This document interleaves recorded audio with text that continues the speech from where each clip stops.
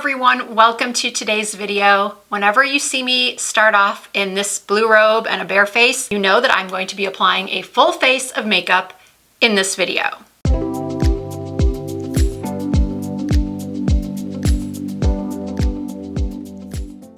And today, the products I'll be using were all chosen by the top luxury beauty experts here on YouTube. I reached out to luxury YouTubers Michelle Wong, Hey It's Jacqueline, and Erin Nicole TV and asked them what some of their top luxury beauty items are. I gave them each 3 categories and they gave me their top picks. Now, of course, if you're unfamiliar with any of these ladies, I will have links to all of their channels down below in the description box.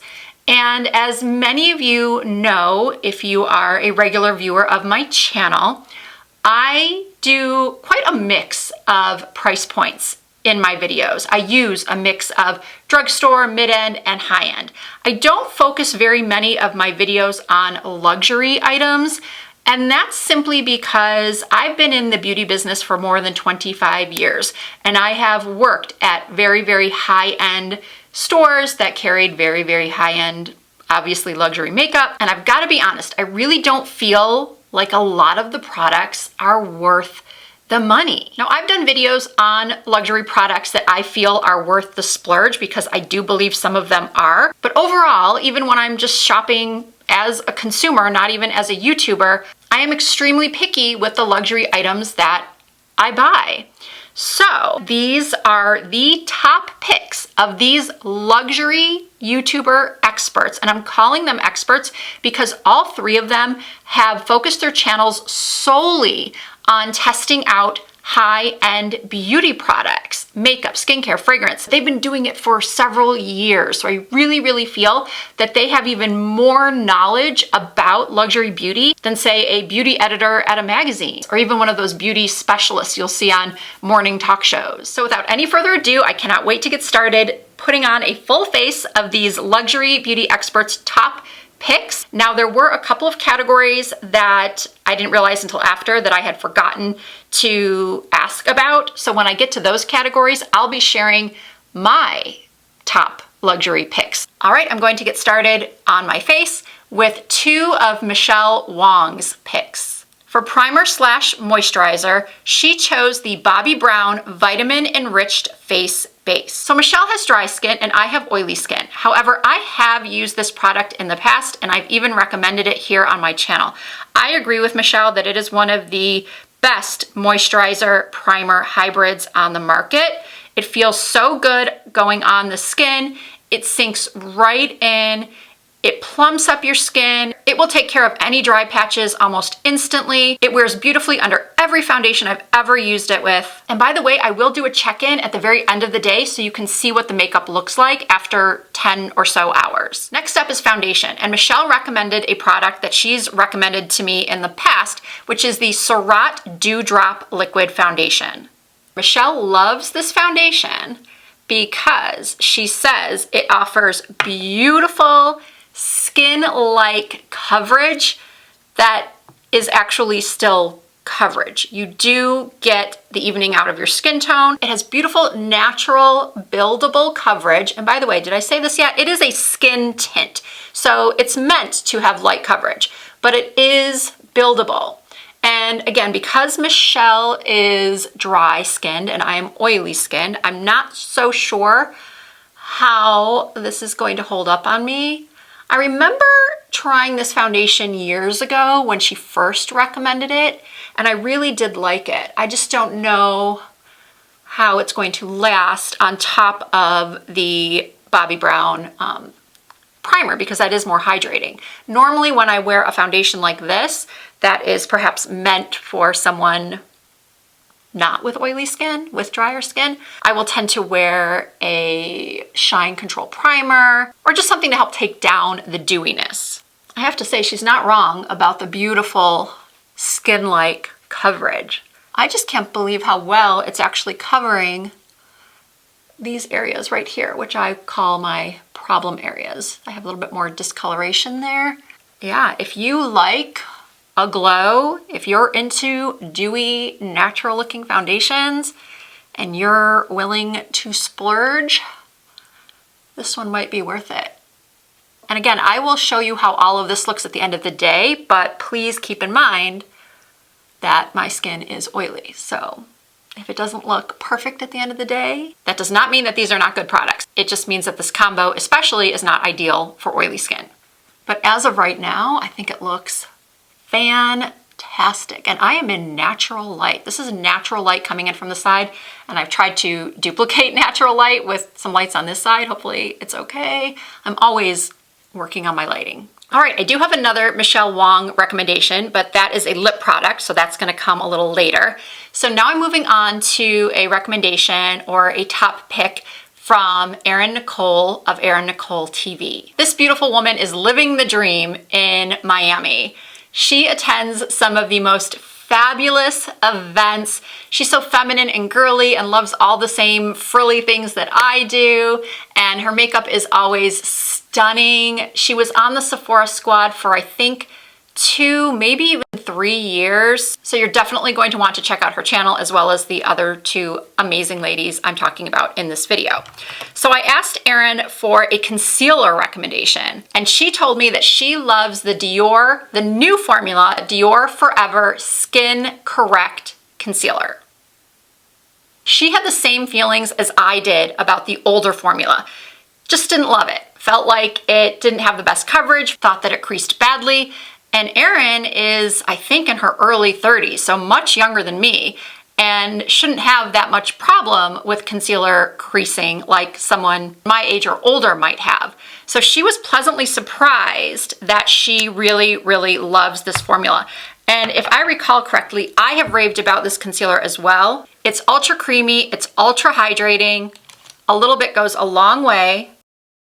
I feel like they've really improved the shade selection. I like to first apply my concealer with a brush and then blend it out with a sponge. Okay, I did not give any of the ladies a contour or bronzer category. I don't know how I forgot those things, but I did. So like I said earlier, I'm going to be sharing with you my luxury favorites in those categories, and they are products that I have talked about quite a bit in previous videos. First up is the Westman Atelier Face Trace. I use the shade Biscuit. I have yet to find another contour product that is this perfect tone, that's not too brown, that's not too orange. It has a beautiful natural looking cool tone to it. It does come in a deeper shade for darker skin tones. It's incredibly easy to blend, and it's simply one of the most natural looking contour products you can buy. So now it's time to set everything with a powder pick from Jacqueline of Hey It's Jacqueline. She actually chose one of my personal favorites as well, which is the Givenchy Prism Libre Loose Powder. She says she loves it because whether you have young or mature skin, this powder is almost imperceptible. It doesn't emphasize texture, fine lines, or imperfections.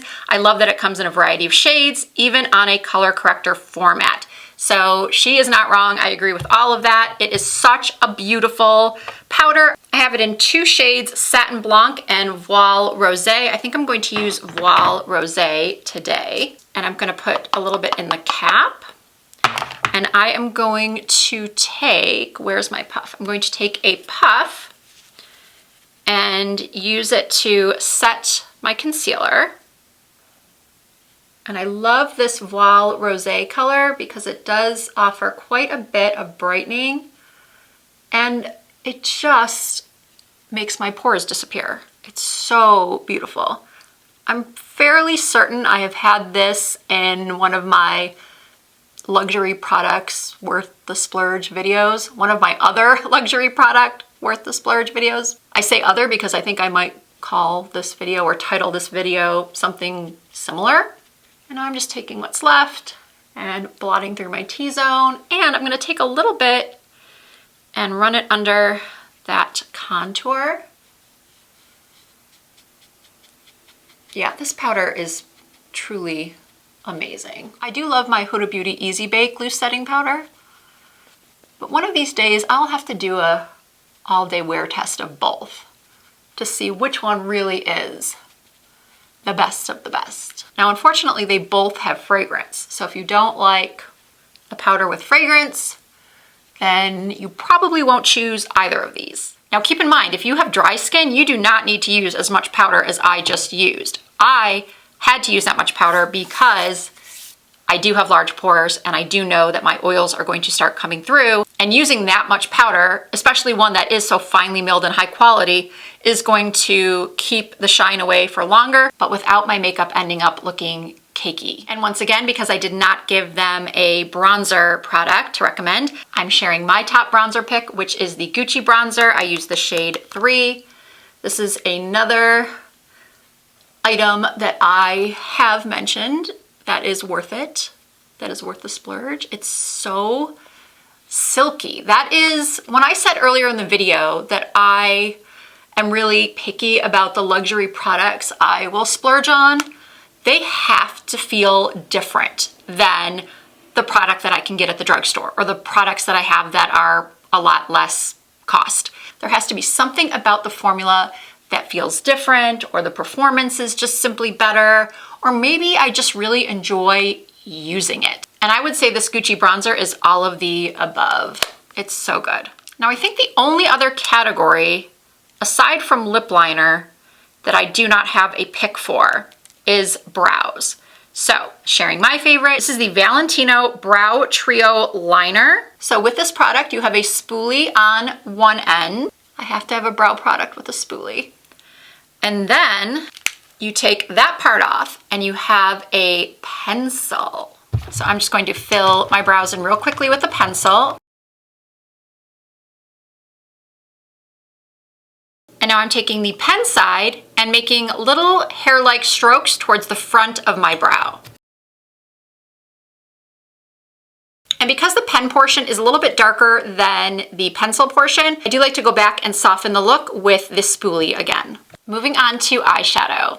Jacqueline said that this was a very difficult pick for her. Yes, she is the one I chose to pick the eyeshadow palette for this video. She told me it was a difficult decision because she had just gotten the Natasha Denona I Need a Nude palette, but at the time she hadn't played around with it enough to choose it over the Natasha Denona Glam palette. She called the Glam palette dramatic and intriguing, and the I Need a Nude its younger yet sophisticated sister. And she went on to say that's what she loves about both palettes, their sophistication and elegance. The formulas are easy to use, no masterclass is needed, airbrush mattes, glorious wet finishes, and iconic metallics. She's very, very good at descriptions, isn't she? Unfortunately, I did not predetermine what eye look I was going to do today. And there are just so many choices with this palette. This is one product that I did not have to go out and buy. Well, there were several that I already own that I did not have to go out and buy. I haven't gotten to any new purchases just yet. I think I'm going to do a smoky eye because why not? A soft smoky. So I'm going to use the shade Smoke. And I'm going to put it all over my lid. Look at that pigment. Look at that pigment. Natasha Denona does make some of the best eyeshadows out there. And the reason why I'm putting this all over my lid and then bringing it up a little bit higher above where my natural crease would be if I did not have hooded eyes is because I find that when you layer a dark color underneath one of these shimmers, they're more vibrant. I mean, they're vibrant on their own, but I want to take it up a notch. So I'm pressing that all over the lid, pressing and patting. And then I'm going to take the blend shade and blend out the upper portion of the eye. You know what I forgot to do? I forgot to carve out my brows, which means that I take a synthetic brush, a little bit of concealer from my Makeup Forever HD palette, and I go right under here and carve out the brow so that it angles towards my temples and not downward. Don't you just hate it when you have asymmetrical brows? I mean, I know brows are sisters, not twins. I've said that so many times over my career, but it still doesn't mean that it's not frustrating.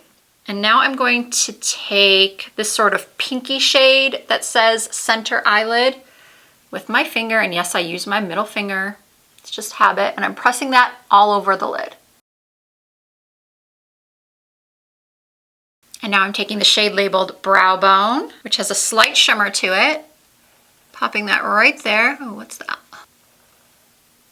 And now I'm going into the shade labeled Outer Eyelid, and I'm just tapping that onto the outer corners. And now I'm using a BK Beauty 208, which is one of my favorite brushes of all time, and I'm going into the shade labeled Lash Line and lining my upper lash lines. Now I am taking a little bit along the outer corners of my lower lash lines. Start my wing from the bottom. And then I just fill in a little bit in that corner over the fold. Then I'm taking a smudger brush and going into the shade Blend and applying that also to my lower lash lines.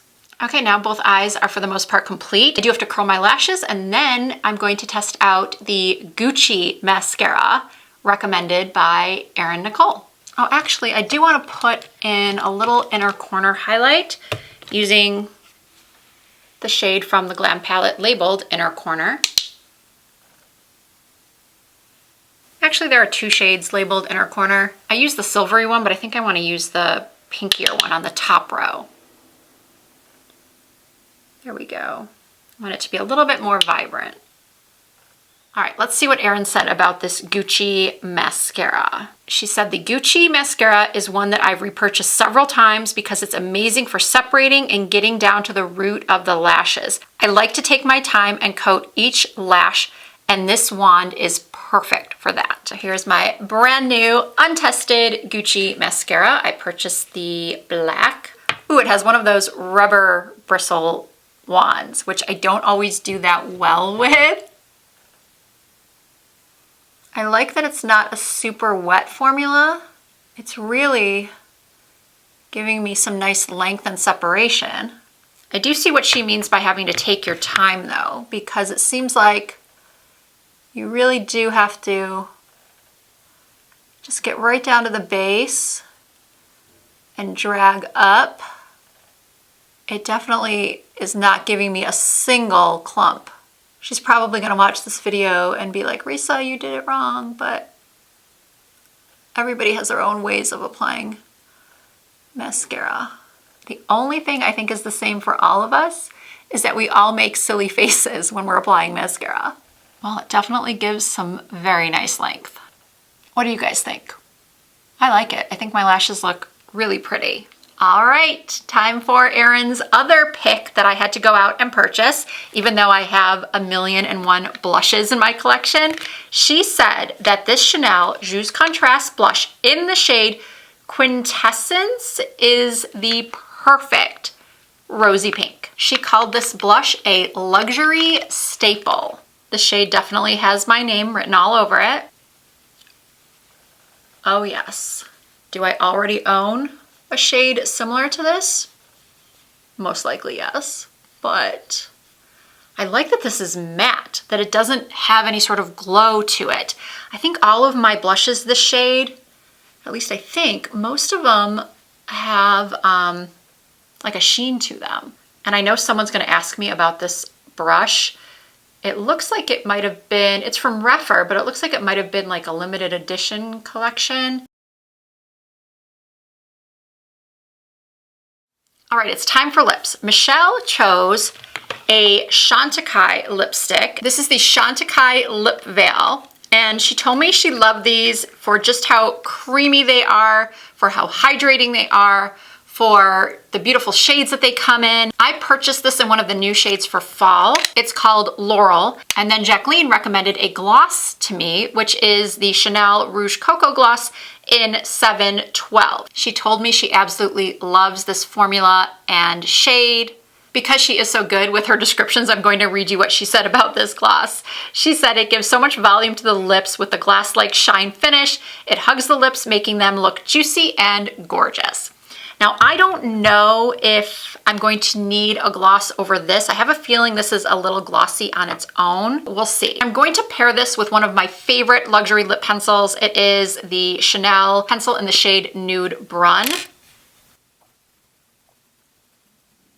This is my first time trying any of these lip veils from Chantecaille. Oh, that does feel really nice.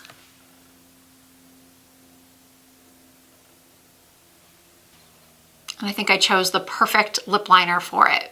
What a great everyday combo. All right, I don't think I need a gloss, but I want to put a little bit of it on top since Jacqueline recommended it. I'm just going to put a little bit in the center. I actually like it even better with a little more shine. And she's absolutely right about the shade. It's a gold tone, but it doesn't have a ton of gold to it. It just gives your lips a little bit of a poutier, fuller look. And here's the finished look. Gotta be honest with you, it came out even better than I expected it to.